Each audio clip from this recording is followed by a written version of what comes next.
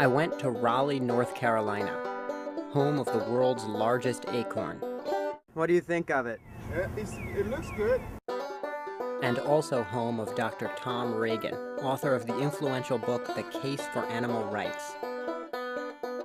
Back in New York City, I spoke with Dale Jamieson, director of the Center for Environmental Studies at New York University. Then I went to Washington, D.C. to speak with David DeGrazia, chair of the Department of Philosophy at George Washington University.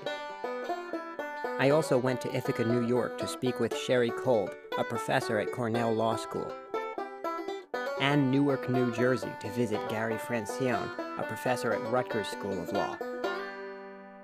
If we think about what is most clear and certain in ethics, what basic ideas are accepted by all moral systems regardless of their major differences, it's that we shouldn't cause harm without very good reason. The harm principle basically says everything else being equal, it's wrong to cause harm.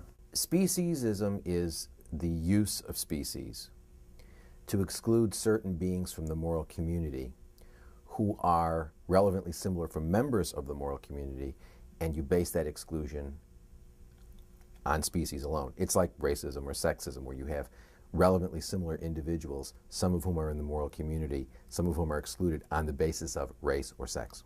Speciesism, as I understand it, is excluding members of different species from ours from the realm of moral concern just because those individuals are members of other species. The core idea of speciesism is really the same, or at least analogous to the core idea of sexism and racism, namely that it's a prejudice in favor of one's own kind against others.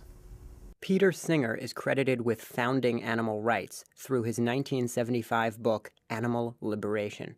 There aren't many philosophy books that have been more significant in terms of changing the world and changing people. It's almost impossible to overstate its significance. He's now professor of bioethics at Princeton University and considered one of the most influential philosophers alive. I entitled the first chapter of Animal Liberation, All Animals Are Equal. And what I meant by that was that we ought to give them all equal consideration of their interests, whatever their interests might be. That doesn't mean that you give them equal treatment, because they have different interests. As long as they have interests, for example, the interest in not feeling pain, it should be irrelevant whether they're members of the species Homo sapien or Pan troglodytes, the chimpanzee, or Gallus domesticus, the common chicken, or whatever. I mean, what's that got to do with how bad it is for them to feel pain? Obviously, there's got to be something wrong with their argument. So I did all of my research and made every objection that I could find. Isn't it just natural for us to use other animals? Well, the problem with the concept of the natural is that it means many, many different things. Maybe war is natural. There's a good argument for saying that war is natural to human beings, that we've always done it as long as far back as you can go.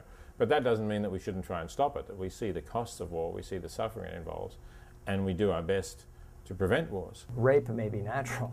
The rape by powerful males may be natural in some sense and biologically adaptive, but it's about the last thing in the world that could be morally justified.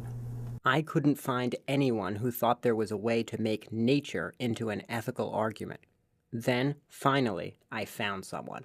Yes, we're still around. The SS never actually died, and the SS is still flourishing. When a man can take a beaten, broken, flattened out country and in less than 4 years make that country into one of the greatest world powers that there ever was, then most unfortunately we have to overlook a lot of other things, and we have to accept success. The man overlooking those few things is Lieutenant Snyder, a high-ranking officer in America's Nazi Party. Why should we follow laws of nature? Nature is smarter than we give nature credit for. When you come right down to it, nature is a lot wiser than we are. Any kind of deliberate wrongdoing, once I say it, by the laws of nature, should be naturally curbed and stopped permanently. A second time caught in this country illegally should warrant immediate execution. Okay, I guess that doesn't work. But there must be something special about humans. I mean, we're smarter. Well, at least most of us are. Babies aren't. The mentally disadvantaged of all ages aren't. If you're going to say that intelligence is a basis for inclusion in the moral community, and you're going to say that non-human primates are more intelligent than some human beings, but they don't belong as members of the moral community, but those human beings do, say, that looks like a contradiction to me. No, that doesn't work either. How about... Animals have no conception of morality, so why should they be included in it? Well, infants have no conception of morality. We don't say of them, that is the babies and those who are seriously mentally disadvantaged, we don't say, well, we're at liberty to do anything we want to them. They must exist for us then. Damn, they got me again. I started to get pretty desperate. They look completely different from us.